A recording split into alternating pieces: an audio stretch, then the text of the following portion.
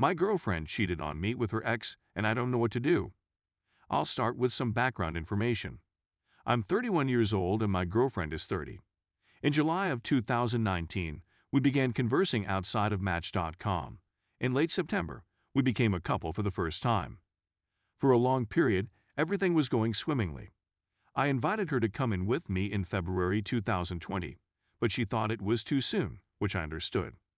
We'd spend the majority of our evenings together anyhow, when our job schedules permitted. She works night shift as a nurse. She revealed immediately away that she had a man closest friend. I assured her I was all right with it, but I wondered if she ever saw anything there. No, she said. She says I never asked her this, but as someone with trust concerns, it's something I would have asked without hesitation. Nonetheless, a few months ago, I had a dream that we were at a party and it came to my attention that she had H-up with someone I knew before we were together, but had never informed me. I knew it was only a dream, but I told her about it and asked if she ever H-up with someone I knew, and she said no twice and that she would tell me that. We went on a date last week, and she stated at dinner that she and this buddy had a lot of H when they were younger, no S. This raised a red signal for me right away. I honestly didn't care that they used to H-up. I cared that she lied to me about it many times. She said that one of her ex-boyfriends found out about it and told her not to speak to that friend again. That was the reason she didn't tell me. She didn't want to do without that pal. She said that the joking about had ceased some time ago and that they were now simply friends. That was something I thought she said. I conveyed my disappointment and said that I would never lie to her about anything like this. I've always mentioned she had 24-hour access to my phone if she had any questions. This is still true today. She said the same thing and stated that she had nothing further to conceal. I asked her if there was anything more that would irritate me so much that I needed to know about because I couldn't take any more of that anxiousness. She said that she had given it much consideration and that she had nothing further to say to me. We've arrived at yesterday night. We were okay and had a wonderful Mother's Day with my parents coming over for lunch. She had to work that night and was hurrying about since she had taken a snooze before her duty. She had left her phone at home. Given that I had been considering proposing to her, I needed confirmation that our relationship was in good hands. I took out her phone, which is clearly not good. I simply assumed that if I didn't find anything, everything would be okay and I'd have no trouble proposing to her. I just paid attention to two things: her messages with this acquaintance, as well as her photographs. She only texted this person a few times each month, and nothing was involved. But there were a few things that bothered me. First, every text they exchanged before we began chatting in July 2019 was wiped, and her text history with him ended precisely there. He also referred to himself as her best buddy in quotation marks. That implies they're not what they seem to be. She says it's because they don't chat much, which they don't, but it simply seems out of character for people who used to have fun. Then there were the photographs. I had lately inquired as to why she had so many text snippets in her photos. She went through a few, each with a different cause, but stopped after a few. I was actually interested in what they were, so I looked. There were screenshots of text up from several of her exes in addition to the handful she mentioned. They seemed to be breakup messages, based on what I can tell, which is a bad idea to retain, but that isn't the point here. I had a nervous breakdown after seeing two photographs of messages from her most recent ex in front of me, dated January 2020, 6 months after we began communicating, 4 months after we were formally a relationship. Both are the same dialogue, but they are too extensive to put on a single screenshot. He said that he was going somewhere enjoyable and did not want to invite her. She inquired as to why.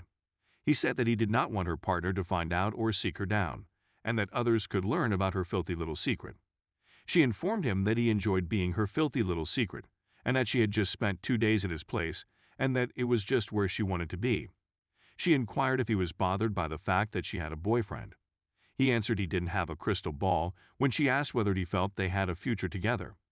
That was the end of the screenshot. I questioned her on the subject. She said that she was still conflicted at the moment. This ex had ghosted her before we met, and he returned while we were dating. She informed me last week that they were chatting when we were starting dating. To me, talking to someone is not the same as sleeping with them, and the first time they began dating was not 6 months ago. She claims she had completely forgotten the screenshots were on her phone. She claims that at this time, she loved me but was not yet in love with me.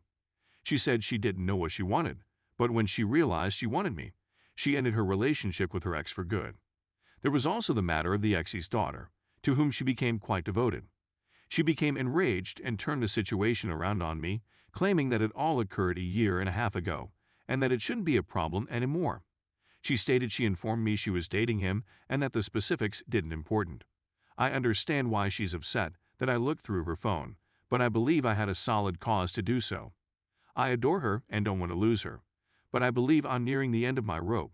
She often expresses her want to marry and have children with me. I want it as well, but I don't want to be with someone who conceals everything. I'd appreciate it if anybody reading this could offer me some honest advice on what I should do, how I should manage things, or how I've handled things thus far. I'm completely lost right now. Sorry if I have a lot of language mistakes as well. My brain is simply not 100%. Please ask any other questions you may have. Story 2. I found out that my brother's wife cheated on him. My brother eventually revealed all of the information he had gathered from her phone. They have a 3-year-old kid, my nephew's name. While my brother was working in another nation, he was arranging visas for his wife and children. During that time, 2 years ago, when she was going for her mother's house with my nephew, she departed early, informing my family of a different flight schedule. We discovered that she was seeing her boyfriend before her trip, and that they were likely traveling together since they live in the same town. We discovered images of her lover's scratched back and torso, as well as his picture on her phone. We presumed she had with her lover in a hotel room while their kid, who was not even 2 at the time, slept in the same room.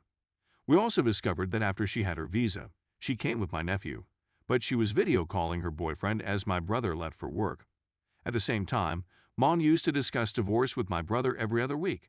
When she persuaded my brother to let her return to her own country and beg for money, which he gave. She departed on a vacation with her boyfriend and my nephew, who was now 3, after visiting and staying with us for a bit.